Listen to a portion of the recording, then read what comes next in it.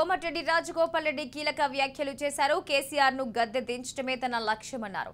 కేసీఆర్ అవినీతిపై బీజేపీ చర్యలు తీసుకుంటుందనుకున్నాను, కానీ పరిస్థితి చూస్తే అలా కనిపించడం లేదు. అందుకే మళ్లీ తిరిగి కాంగ్రెస్ లోకి వచ్చానని కోమటిరెడ్డి రాజగోపాల్ రెడ్డి అన్నారు. ప్రజలు కాంగ్రెస్ నాయకత్వాన్ని కోరుకుంటున్నారని తెలిపారు. బీజేపీకి ఓటేస్తే బీఆర్ఎస్ కి ఓటేసినట్టేనని ఆయన తెలిపారు. తెలంగాణలో 80 నుంచి 90 సీట్లు కాంగ్రెస్ పార్టీ గెలుస్తుందని ధీమా వ్యక్తం చేశారు రాజగోపాల్ రెడ్డి.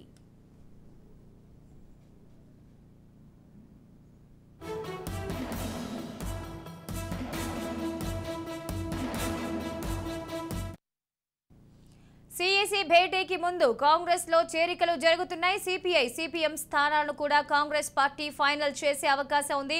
60 స్థానాలకు అభ్యర్థులను సిఈసి ఫైనల్ చేయనున్నారు. తెలంగాణలో అభ్యర్థుల సెకండ్ లిస్ట్ కోసం ఈ రోజు సిఈసి భేటీ కానున్నారు.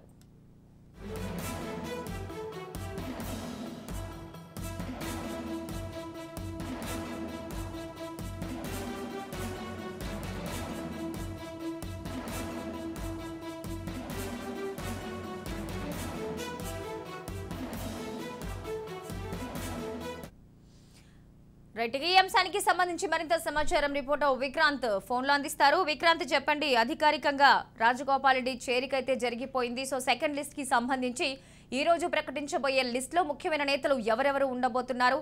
నెక్స్ట్ ఆశావాహులు ఎవరెవరు?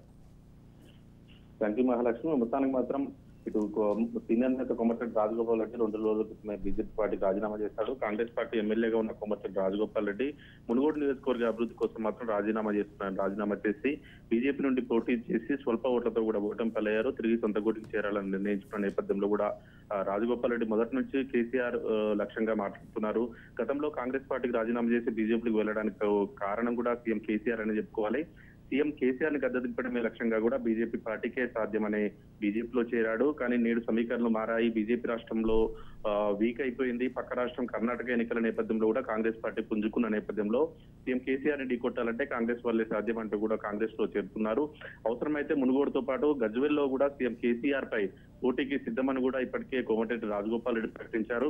ఇదే అంశంపై నిన్న ఏఐసీ అగ్రనేత అయినటువంటి కేసీ వేణుగోపాల్ ను కూడా కలిసి చర్చించారు. ఈ రోజు స్క్రీనింగ్ కమిటీలో చర్చించి నిర్ణయం తీసుకుంటామని కూడా ఏఐసీసీ నేత కేసీ వేణుగోపాల్ కూడా హామీ ఇచ్చారు.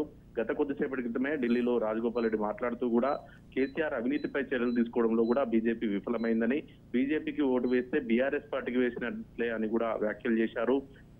రాష్ట్రంలో 80 స్థానాలకు పైగా కూడా స్థానాల్లో గెలిచి అధికారంలోకి రాబోతున్నామని మాత్రం కోమటిరెడ్డి రాజగోపాల్ రెడ్డి ధీమా వ్యక్తం చేశారు. మొత్తానికి మాత్రం ఇప్పటికే సెకండ్ లిస్టు విడుదల చేసే విషయంలో మాత్రం కొంత కాంగ్రెస్ పార్టీ వెనుకబడిందని చెప్పుకోవాలి.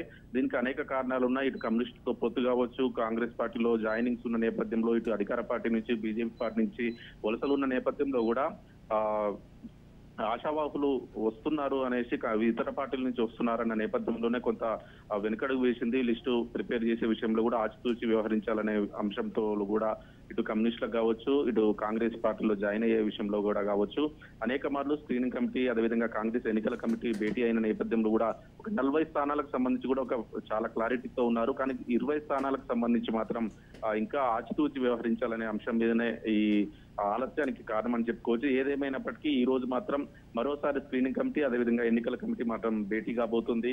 ఈ రోజు మాత్రం ఖచ్చితంగా 40 మంది లేదా 50 మందితో మాత్రం ఒక లిస్టు మాత్రం విడుదల కాబోతుంది. కేవలం ఒక 10 నుంచి 15 సీట్లు, మొత్తం మాత్రం 64 స్థానాలకు ఇంకా లిస్టు ప్రిపేర్ చేయాల్సి ఉండగా 4 స్థానాలు మాత్రం కమ్యూనిస్టులకు వదిలేసిన నేపథ్యంలో 60 స్థానాలకు సంబంధించి మాత్రం 50 స్థానాలకు సంబంధించి మాత్రం చాలా క్లారిటీగా ఉంది కాంగ్రెస్ పార్టీ. ఇప్పటికే అభ్యర్థులు ఫైనలైజ్ అయ్యారు. కానీ 10 స్థానాలకు సంబంధించి ఇంకా ఎవరిని దింపాలి, పోటీ అవసరమైతే మిగతా పార్టీ నుంచి వచ్చే వాళ్లకు కేటాయించాలా, లేకపోతే ఇప్పటికే ఉన్న వారికి కేటాయించాలా అనేది మాత్రం ఇంకా వేచి చూసే ధోరణిలో ఉన్నారు. అవసరమైతే 2-3 రోజులు వేచి చూద్దామనే ఆలోచనలో ఉన్నారు. కానీ 50 స్థానాలకు సంబంధించి మాత్రం చాలా క్లారిటీగా ఉన్న నేపథ్యంలో, ఇప్పటికే లిస్టు ప్రిపేర్ అయిన నేపథ్యంలో ఈ రోజు మాత్రం ఖచ్చితంగా 45 నుంచి 50 స్థానాలకు సంబంధించి మాత్రం లిస్టు విడుదల కాబోతుంది Mahalakshmi. Right, thank you Vikrant.